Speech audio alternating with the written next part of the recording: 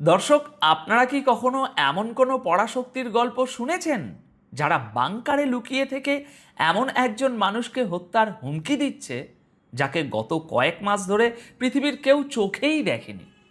আপনারা কি কখনো ভেবেছেন যে যে ইসরায়েল কিছুদিন আগেও দম্ভ করে বলছিল তারা ইরানকে ধ্বংস করে দেবে, সেই ইসরায়েলের গোয়েন্দা সংস্থাগুলো আজ কেন তেহরানের রাস্তায় জমায়েত হওয়া মানুষের ঢল দেখে রীতিমতো আতঙ্কে কাঁপছে?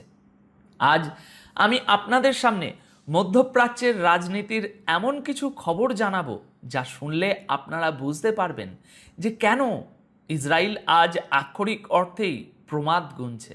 আর ভিডিওর একদম শেষে আমি আপনাদের জানাবো খোদ ইসরায়েলের ডিফেন্স মিনিস্টার কেন হঠাৎ করে উন্মাদ হয়ে গেছেন, এবং তেহরানের রাজপথে ইরানের প্রেসিডেন্ট গতকাল যে কাজটা করে দেখিয়েছেন তা কেন পশ্চিমা বিশ্বের জন্য শতাব্দীর সবচেয়ে বড় মনস্তাত্ত্বিক পরাজয়।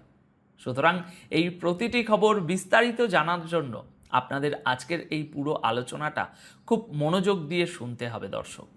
দেখুন, গত কয়েকদিন ধরে ইরানে তাদের শহীদ সুপ্রিম লিডার আয়াতুল্লাহ আলী খামেনির জানাজার আনুষ্ঠানিকতা চলছে।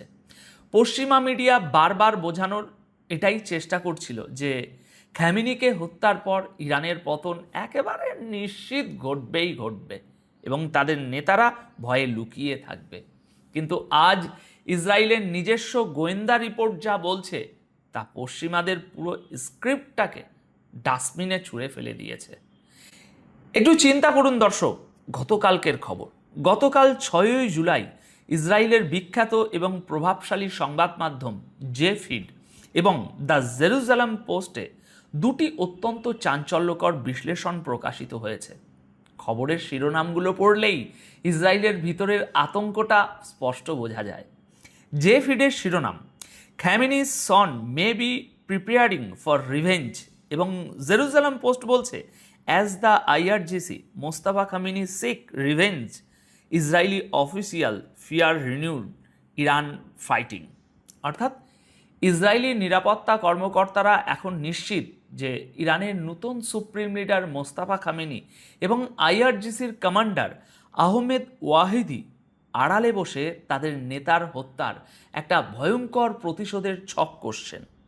ইসরায়েলি গোয়েন্দারা স্বীকার করতে বাধ্য হয়েছে যে ইরান যুদ্ধবিরতির এই সময়টাকে কাজে লাগিয়ে খুব দ্রুত তাদের সামরিক সক্ষমতা পুনর্গঠন করছে।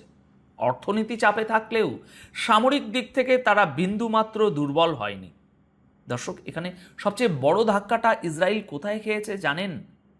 জে ফিডের এই রিপোর্টেই পরিষ্কার বলা হয়েছে যে ইসরায়েলি অফিসিয়ালরা এখন চরম হতাশ, কারণ আমেরিকা এবং ইরানের মধ্যে যে চুক্তি হচ্ছে সেখানে ইসরায়েলকে পুরোপুরি সাইডলাইন করে দেয়া হয়েছে।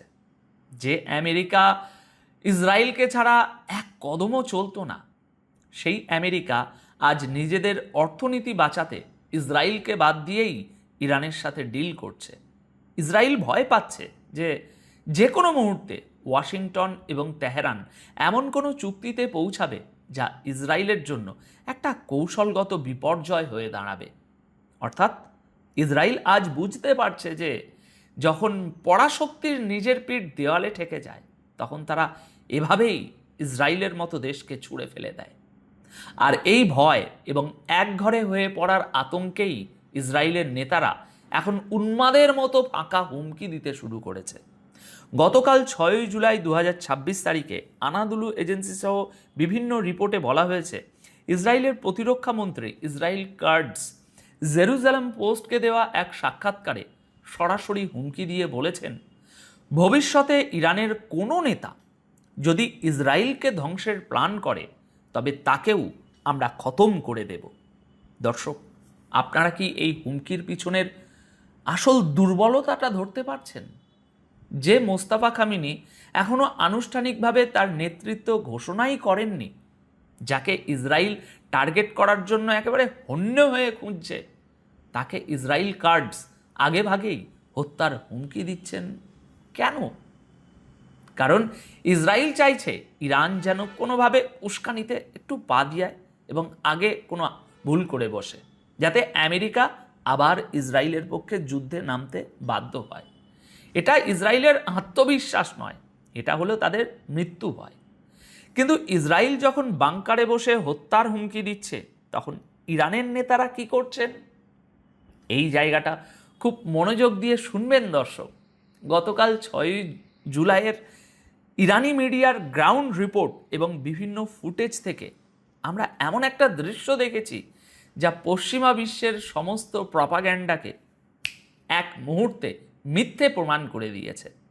ইরানের প্রেসিডেন্ট মাসুদ পেজিশিয়ান, যাকে পশ্চিমা মিডিয়া বলে যে তারা নাকি ভয়ে কাঁপে, সেই পেজিশিয়ান কোনো বুলেট প্রুফ গাড়ি ছাড়া, কোনো বড় সামরিক বলয় ছাড়া তেহরানের রাস্তায় লাখ লাখ মানুষের ভিড়ের মধ্যে পায়ে হেঁটে জানাজায় অংশ নিয়েছেন। তিনি সাধারণ মানুষের সাথে কথা বলেছেন, তাদের সাথে হেঁটেছেন। তার চেহারায় ইসরায়েলি বা আমেরিকান ড্রোন হামলার বিন্দুমাত্র ভয় ছিল না। শুধু পেজিশিয়ান নন, এই জানাজায় এমন একজন মানুষ উপস্থিত ছিলেন যা দেখে ইসরায়েলের চোখ রীতিমতো কপালে ওঠার কথা। তিনি হলেন ইরানের প্রথম সুপ্রিম লিডার আয়াতুল্লাহ রুহুল্লাহ খামিনির নাতি আহমেদ খামিনি। অর্থাৎ ইরানের ইসলামিক বিপ্লবের প্রথম এবং দ্বিতীয় প্রজন্মের নেতারা আজ একসাথে তেহরানের রাস্তায় হাঁটছেন। এটা শুধু একটা জানাজা নয়, এটা হলো পুরো বিশ্বের কাছে ইরানের রিজিম ইউনিটির একটা বিশাল শোডাউন। ইসরায়েল হয়তো ভেবেছিল খামেনিকে মারলেই এরা নিজেদের মধ্যে কামড়াকামড়ি করে শেষ হয়ে যাবে, কিন্তু আজ তারা দেখছে যে ইরানের নেতারা সাধারণ মানুষের সাথে মিশে এক হয়ে গেছে। বর্মের আড়ালে থাকা ইসরায়েলি নেতাদের জন্য এর চেয়ে বড় সাইকোলজিক্যাল ধাক্কা আর কি হতে পারে দর্শক? এবার আসুন সেই খবরটা আপনাদের জানাই যা আমি ভিডিওর শুরুতে বলেছিলাম। আমি বলেছিলাম তেহরানের রাজপথে এমন কিছু ঘটেছে যা পশ্চিমাদের পুরো হিসেব নিকেশ পাল্টে দিয়েছে। গতকাল 6 জুলাই সকাল 8:58 দ্য টাইমস অফ ইসরায়েলের রিপোর্টটি পড়লে বুঝতে পারবেন যে ইসরায়েল আজ কেন এত আতঙ্কে আছে। রিপোর্টে বলা হয়েছে তেহরানের রাস্তায় কালো কাপড় পরা লাখ লাখ মানুষ খামেনির কফিনের পিছনে হাঁটছে এবং তারা ট্রাম্প বা নেতানিয়াহুর বিরুদ্ধে সাধারণ স্লোগান দিচ্ছেন না, তারা প্রকাশ্যে ট্রাম্পের কুশপুতলিকা ফাঁস লাগিয়ে ঝুলিয়ে দিয়েছে। একজন ইরানি নারী ফাতেমা হাসান টাইমস অফ ইসরায়েলকে যা বলেছেন তা পুরো গ্লোবাল সাউথের মনের কথা। তিনি বলেছেন, আমরা আজ এখানে তাকে বিদায় জানাতে আসিনি, আমরা এখানে এসেছি প্রতিশোধ নেওয়ার জন্য এবং আমরা প্রতিশোধ নেবই। দর্শক, আপনারা কি জানেন এই প্রতিশোধের আগুন কত মানুষের মধ্যে জ্বলছে? ঠিক আন্তর্জাতিক মিডিয়া এবং ড্রোনের এরিয়াল ফুটেজ থেকে যে তথ্য আসছে, যা বুঝছি আমরা, তা আক্ষরিক অর্থেই ইতিহাস। গতকাল 6 জুলাইয়ের রিপোর্ট অনুযায়ী তেহরানের এনক্লাভ স্কোয়ার থেকে আজাদি স্কোয়ার পর্যন্ত শুধু মানুষের মাথার সমুদ্র। ধারণা করা হচ্ছে শুধু তেহরানেই 1 কোটি বেশি মানুষ উপস্থিত হয়েছে, আর এই পুরো ইরানের সংখ্যাটা 1.5 থেকে 2 কোটি ছাড়িয়ে যেতে পারে। চিন্তা করুন দর্শক, 1989 সালে যখন আয়াতুল্লাহ রুহুল্লাহ খামিনি মারা যান, তখন তার জানাজাকে মানব ইতিহাসের সবচেয়ে বড় জানাজা বলা হতো। আর আজ 2026 সালে পশ্চিমা বিশ্বের এত স্যাংশন, এত প্রপাগান্ডা, এত যুদ্ধের পরও ইরান সেই রেকর্ড আবারও ভেঙে দিল। 2 কোটি মানুষ যখন রাস্তায় নেমে প্রতিশোধ বলে চিৎকার করে, তখন সেটা শুধু একটা জানাজা থাকে না, সেটা হয়ে যায় একটা প্রতিশোধের গণভোট। ইসরায়েল এবং আমেরিকা খুব ভালো করেই বুঝতে পেরেছে যে তারা একটা ঘুমন্ত আগ্নেয়গিরির মুখে ঢিল ছুঁড়েছে। মোস্তাফা খামিনিকে তারা দেখতে পাচ্ছে না ঠিকই, কিন্তু 2 কোটি মানুষের এই বাঁধ ভাঙার সমর্থনই হলো মোস্তাফা খামিনির আসল অস্ত্র। ইসরায়েল কার্ডস যতই ফাঁকা হুমকি দিন না কেন, যখন আমেরিকা নিজেই এই 2 কোটি মানুষের ক্ষোভ দেখে সিজফায়ার করার জন্য ব্যাকডোর ডিপ্লোমেসি করছে, তখন ইসরায়েলের পতন শুধু সময়ের অপেক্ষা। দর্শক, এটাই হলো বর্তমান বিশ্বের আসল চিত্র। পশ্চিমা বিশ্ব এতদিন বোমার ভয় দেখিয়ে মানুষকে চুপ করিয়ে রাখত, কিন্তু আজ ইরান প্রমাণ করে দিল যে যদি একটা জাতির আত্মবিশ্বাস থাকে, তবে কোনো বাংকার বাস্টিং বোমাই তাদের মাথা নত করাতে পারে না। এখন আপনাদের কাছে আমার প্রশ্ন দর্শক, আপনাদের কি মনে হয় ইসরায়েল কি এই 2 কোটি মানুষের ক্ষোভ দেখে ভয় পেয়ে তাদের আগ্রাসন কমাবে, নাকি মরিয়া হয়ে নতুন কোনো হঠকারী সিদ্ধান্ত নিয়ে নিজেদের পতনকে আরও দ্রুত করবে? আর আমেরিকা যেভাবে ইসরায়েলকে সাইডলাইন করে ইরানের সাথে ডিল করছে, এর ফলে কি মধ্যপ্রাচ্যে ইসরায়েলের অস্তিত্ব চিরতরে হুমকির মুখে পড়তে যাচ্ছে না? লজিক্যালি চিন্তা করুন এবং আপনাদের মূল্যবান মতামত অবশ্যই নিচে কমেন্ট করে জানান। আপাতত এই প্রতিবেদন তাহলে এখানেই শেষ করছি। দেখা হবে আগামী পর্বে নতুন কোনো বিশ্লেষণের সাথে। সবাই খুব ভালো থাকবেন, সুস্থ থাকবেন। ধন্যবাদ।